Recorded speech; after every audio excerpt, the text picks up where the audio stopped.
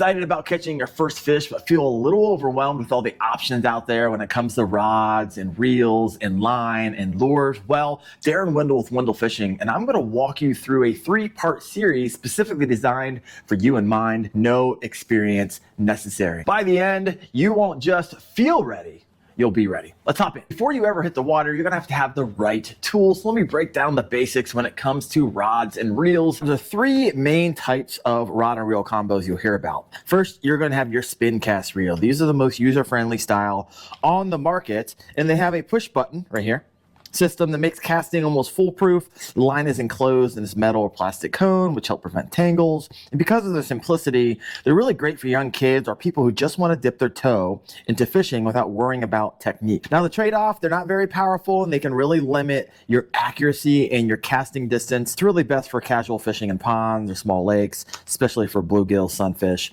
and some small bass. That is your Spincast. Next, we have our spinning reel. Now, this is going to mark the perfect balance between ease of use and performance. This reel hangs underneath the rod and it uses this bail system right here to manage line control. Now, while they may look a little intimidating at first, they're actually very forgiving once you learn the basics, but you can cast further and handle a wider variety of lures and fish sizes with the Spincast reel. Plus, spinning gear is affordable and widely available. Now, this is best for beginners who want to fish for bass, trout, panfish, who are ready to learn some basic mechanics. And lastly, you got this guy. This is a bait casting reel. These offer more control, power, and accuracy if you know what you're doing.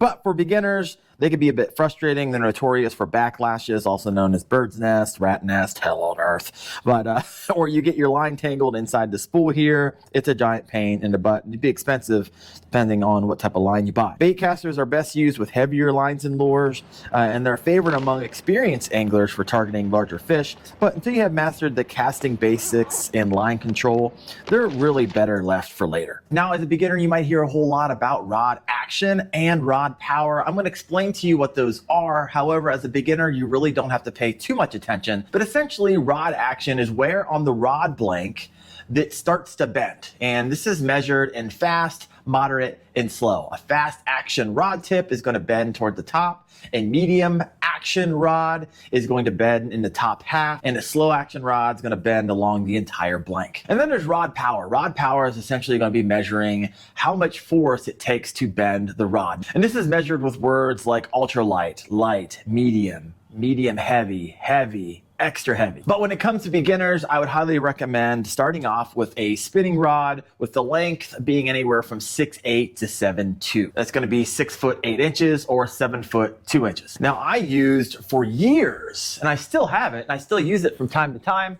which is going to be this guy right here, which is going to be a Lose Xfinity stick. Now, these things are not that expensive. You can find them at Walmart. Now, they might not have the Lose Xfinity stick. However, they kind of replaced it with the Lose Smash. So if you see a spinning reel Smash out there, they're going to range around $79. Or you can buy a cheaper version, and I believe that's going to be the Lose Hypersonic. You can actually get that online. I'll link all of these things in the description below. Now, let's talk about fishing line. Now, I get it. You walk into an outdoor sports store or like a Walmart, and you look and it seems it's like, wow, there might be 50 different types or maybe even 100 different types of line, and it's a bit confusing. Well, let me simplify it for you. You're really only looking at 4 types of line. I organize all my line in Live Fishing bags. These are really awesome for spooling as well. And you can receive 10% off by using the code WendellFishing at livefishing.co. Now, the reason there are 4 different types of line because each line did something a little bit different. So first, let's start off with, this is going to be monofilament. Now, this is a budget-friendly, easy to use, solid choice for beginners. Stretches under pressure, which prevents break-offs and makes it really forgiving for new anglers. And what sets it apart, it's affordable, widely available, and great for learning the basics of casting and knot tying. So that's going to be your monofilament. Next is going to be your fluorocarbon. So this is virtually invisible underwater, but it can be really tricky to handle sometimes. It sinks faster than monofilament and it's more sensitive. And so what sets it apart is it's going to be nearly invisible to fish, perfect for clear water, but stiffer and harder to manage on spinning reels. And it's more expensive than your mono. The third type of line you're gonna have, it's gonna be right down here. I got a few different kinds. This is going to be your braid. This is spider wire. Braid is super strong, really sensitive, but visible in clear water. So it basically has zero stretch and it lets you feel basically every nibble, and it makes a long cast really easier, especially with heavy cover. And so what sets it apart, it's really durable, ideal for thick vegetation, but often needs a leader to avoid spooking fish in clear water. It's also pretty expensive. And the fourth type of line is called a copolymer. Just imagine if monofilament and fluorocarbon had a baby. It's going to be right there in the middle of price, and it's going to be right there in the middle of kind of manageability. So when you go into the store, you're only looking at 4 types of line. However, it seems overwhelming because they're broken down into line strengths. And this line strength is measured in pounds. And essentially what that means is that that is how much pressure that line can take before it snaps. So if it's 12-pound line, it'll snap at 12 pounds. If it's 18-pound line, it'll snap at 18 pounds. So that's why you see so many options on the wall. So my recommendation for a beginner and the recommendation for the rod and reel, especially if you're targeting freshwater fish, I would get a 8-pound monofilament line, and you can't go wrong with the Berkeley trilene. It's going to be really inexpensive. The last time I checked, it's maybe like $5 or $6 for 110 yards. Next, we're going to talk about hooks. I have a lot of them, but they can be confusing. So you can see up here, this is a 1/0, which means 1/0. This is a size 1, this is a size 2/0, this is a size 6/0. So the reason hook sizes can be confusing is because there's actually 2 different measurement systems depending on the number. So essentially there's a standard measurement size, which I believe starts at 31 and goes all the way down to 1. And as it goes from 31, that's going to be your tiniest hook. We're talking like trout fishing. And then going all the way to 1, those hooks are actually getting larger. Then when you get to 0, there is no size 0 hook. And then you move into a different measurement system called Aughts. And this is where you're going to start at 1/0. I think you can go all the way up to like 20/0. Now 1/0 is going to be like for bass fishing. And when you move all the way up to friggin' 20/0, we're talking about hooks larger than the size of my hand. We're talking big game, saltwater, sharks, big fish. Big fish. But for beginners, especially if you're buying online, because it's really hard to determine the size of a hook by looking at a photo, you're generally going to want to fall between size 1 to size maybe 3/0 for freshwater bass fishing, just to kind of give you a general idea. Now let's go a little bit tactical. I'm going to give you 3 lures that are great for beginners. You can just tie them on. I'm going to show you how to fish them. I mean, super simple. Now, there are endless options that you can see a lot in my background right here when it comes to lures, but there are 3 beginner-friendly artificial baits that you can throw on the recommended combo and line strength I mentioned before. And first is going to be this guy right here, which is going to be a spinner bait. This is really great for covering water quickly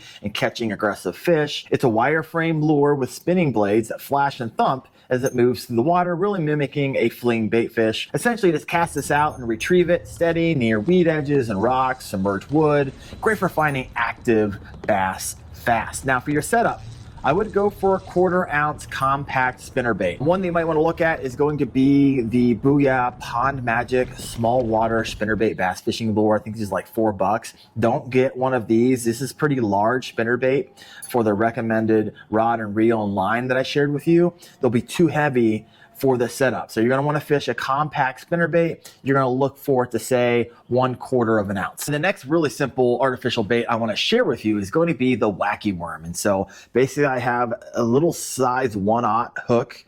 I'll throw some links in the description below for the types of hooks, and you can buy them. They're pretty cheap.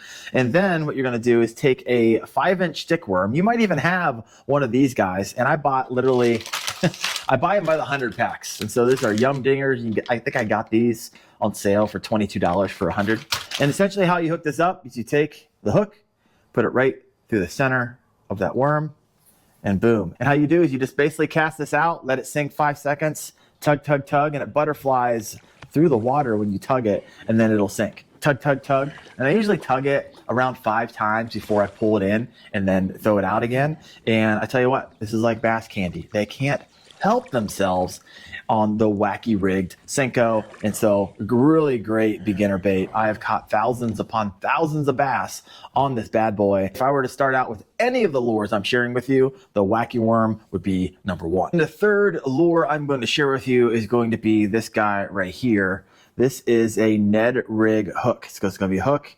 It's got a weighted top on it. And the first thing we're going to do is tie a knot, and I'm going to get to the best knot to tie later in, I think, video number 2 of the 3-part series. But essentially, you'll tie this knot on with one of the strongest knots, easiest knots out there.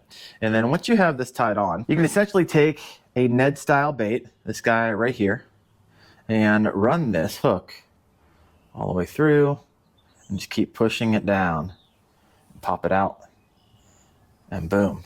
That is the Ned. And so this is really great for finding fish that are kind of holding to the bottom. So if the wacky rig is not working, I usually would throw a Ned on. Now the problem with the Ned, a lot of times you can see there's an exposed hook. So if you're fishing this in grassy areas, they actually make extra wide gap hooks that are going to be weedless, and I'll throw those in the description below if you fish a lot of grassy lakes. Now the Ned rig could be this tile bait, or this is a Ned rig hook right here. It's got an X-Zone Stealth Invader, like a little paddle tail, which also does really, really well. So between these 3 artificial baits, you are going to be set up as a beginner out there on the water. All right, a few more items you're going to want, and it's going to be some type of tackle bag. I have one of these, but sometimes I just prefer to actually just carry around a vest. And in this vest, there are a lot of pockets.